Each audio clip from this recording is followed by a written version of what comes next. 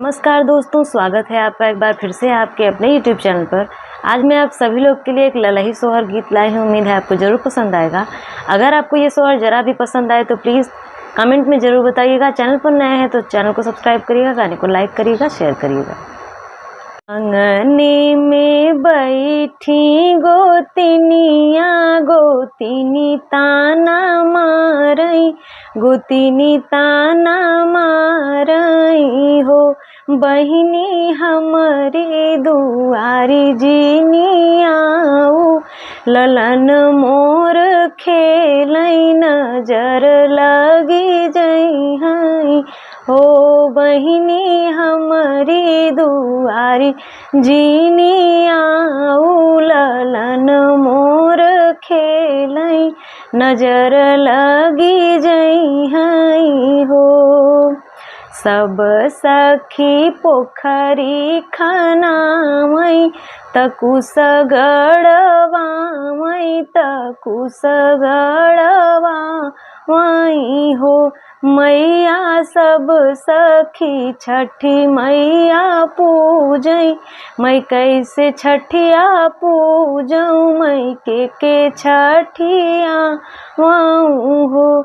मैया सब सखी छठी माई के पूजई, मैं कैसे छठिया पूजऊँ, मैं के छठिया वाऊँ हो। बिलखी बिलखी बाझिनी रोवई, ताचरा पसारई, अचरा पसारई हो। मैया एक ठेलन जाऊ दे तू, हमहू छठी भूखतेऊ, हमहू छठी आउतेऊ हो। मैया एक ठेलन हमके दे तू, हमहू छठी पूजेऊ, हमहू छठी आउतेऊ हो। सुनिली ही मैया रुदन मात, आईली समन मात, आईली समन मानु हो। एरनिया पूर्व जन्मवा के कारण, गोदिया तोहरी सुनी ललन नाही पायु, ललन नाही पायु हो। बिलखी बिलखी बाझिनी रोवई, त मैया से अरज करई, मैया से अरज करई हो।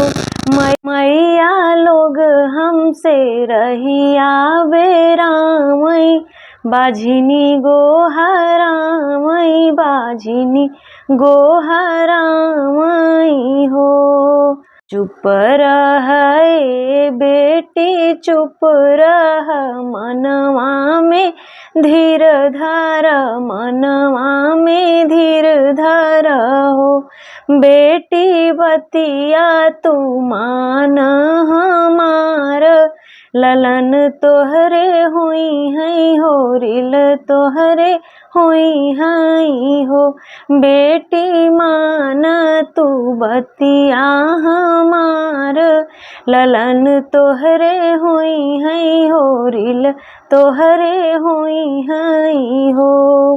भूखल ब्राह्मण खियावऊ, त दान पुण्य करऊ तू, दान पुण्य करऊ हो।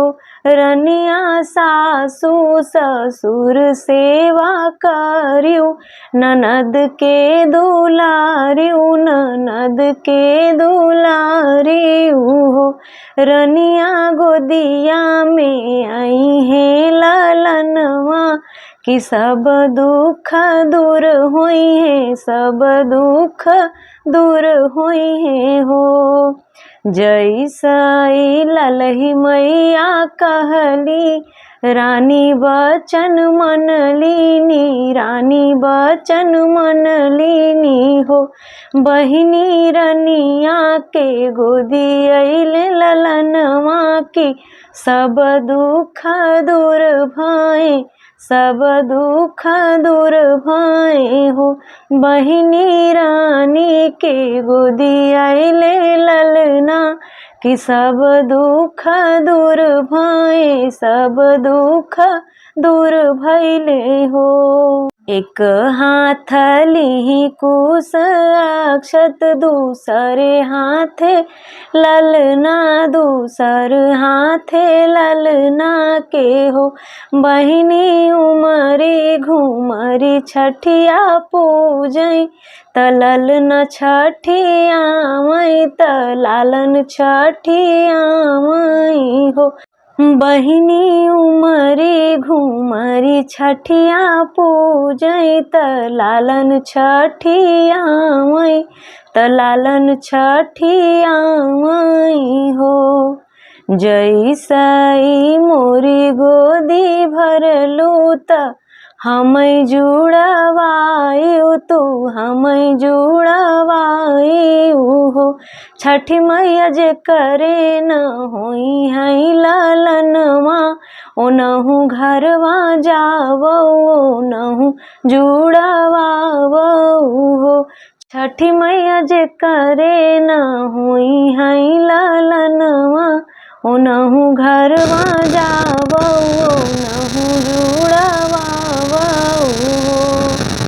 जो यही मंगल गावे, अरे गाय के सुनावई, अरे गाय के सुनावई हो। बहिनी ते ही वैकुंठ के जाई, परम सुख पावई हो। बहिनी ते ही वैकुंठ के जाई, परम